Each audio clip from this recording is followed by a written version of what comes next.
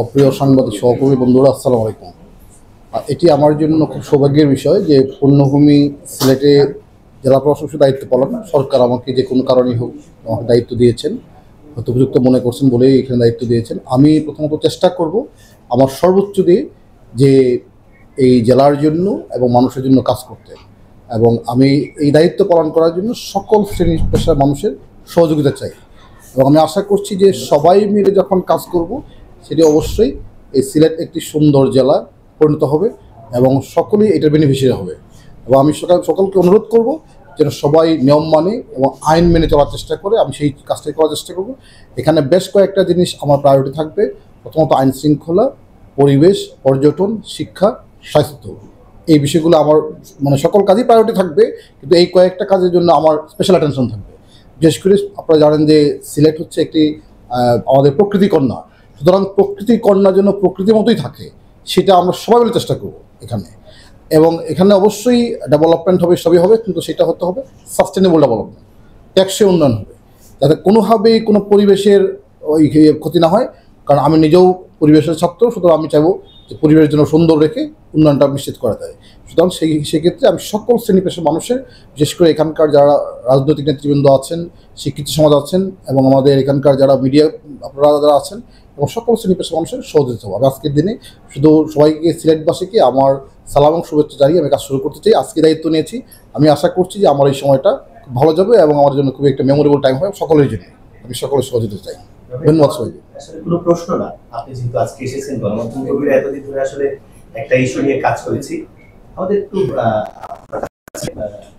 যে বিষয়টি আমাদের প্রত্যাশার জায়গাটা একটু বড় হয়ে গেছে, সেজন্য সবাই আসলে ছুটে এসেছে। তো একটা বিষয় জানতে চাই, সিলেট আসলে মূল ভিত্তি হচ্ছে প্রাকৃতিক সম্পদ, পর্যটন, সিলেটের অর্থনীতি, প্রবাসী অর্থনীতির পাশাপাশি। সেক্ষেত্রে বারবারই দীর্ঘ বছরের পর বছর ধরে প্রাকৃতিক সম্পদগুলো আক্রান্ত হচ্ছে। খনিজ সম্পদের বিষয়টিও আছে। তো সেক্ষেত্রে যদি কোনো এডিশনাল পদক্ষেপ নেওয়া লাগে, এডিশনাল সুপারিশ করা লাগে, যেমন খনিজ সম্পদ মন্ত্রণালয়ে তাদের কার্যক্রম বাড়ানোর জন্য, নতুন তাদের অফিসের কার্যক্রম বাড়ানোর জন্য অবকাঠামোগত কোনো বিষয় করতে হবে, সেই বিষয়গুলো আপনার পরিকল্পনায় থাকবে কিনা? এখানে অনেকগুলো বিষয়ই থাকবে। মানে এখানে শুধু এটুকু বললাম যে একজন জেলা প্রশাসক হিসেবে এবং একজন মানুষ হিসেবে যতটুকু দেওয়া যায় আমি সবটুকু চেষ্টা করব।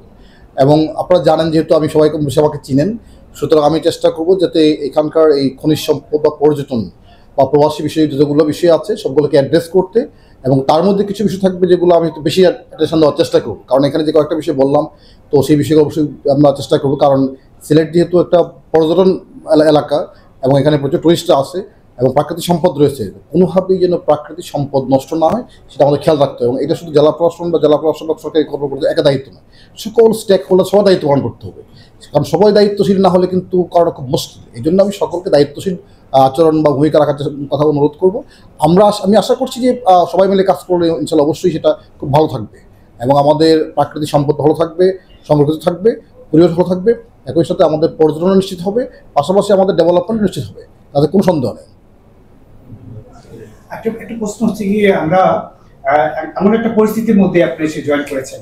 গতকালকে সিলেটের যে সাদা পাথর নিয়ে যে তদন্ত কমিটি হয়েছে, সেই তদন্ত কমিটির একটি রিপোর্ট পেশ করা হয়েছে গতকালকে আমাদের সদ্য বিদায়ী জেলা প্রশাসক মহোদয়ের কাছে। সেই তদন্ত কমিটির রিপোর্ট কি আপনার কাছে এসেছে কিনা, এবং আপনি কবে এটা ইমপ্লিমেন্ট করবেন বা এটার পরবর্তী স্টেপটা কি আমরা জানতে চাই? আমি তো আজকেই যোগদান করেছি, আমাকে একটু সময় দেন, একটু বিষয়গুলো একটু বুঝে নিতে, দেখি কি করা যায়। তদন্তের যে বিষয়টা তো আসছে সেটা দেখবো যে আসলে কোন কোন জায়গায় কি রিকমেন্ডেশন এসেছে বা কী করা উচিত ছিল বা কী করা যেত, কোথায় করা যায়নি, সেই বিষয়গুলো দেখে আমি সেগুলো অবশ্যই আমার ব্যবস্থা নেব। একটা জিনিস জানার খুব আগ্রহ, যে আপনি পরিবেশের ছাত্র বললেন, আর এই বিষয়ের জন্য একটু জানার আগ্রহ সৃষ্টি হলো যে আসলে পরিবেশ বিধ্বংসী যারা, সেই চক্রটা এখানে খুব বেশি প্রভাবশালী। তাদের বিরুদ্ধে আসলে এখানে সেই তুমুল কাণ্ডের মধ্যে, পাথরকাণ্ডের মধ্যে আপনি কথাটা সামলাতে পারবেন? আমি একটু অ্যাড করতে চাচ্ছি, আর ওই প্রশ্নের সাথেই আপনারা অতীত যেই অপারেশনগুলো আমরা দেখেছি, আমরা এখানে যারা আছি সবাই প্রত্যক্ষ করছি, সারা দেশবাসী প্রত্যক্ষ করছে, আপনার এই যেটি পাথর ক্ষেপো যারা, তারা কিন্তু খুবই শক্তিশালী, আপনি জানেন। তাদের বিরুদ্ধে আপনি আগে যেভাবে দীপ্ত পদচারণা আপনারা দেখেছি বা কঠিন অবস্থান দেখেছি, তাদের বিরুদ্ধে সে ধরনের কঠিন অবস্থানে আপনারা থাকবেন কিনা?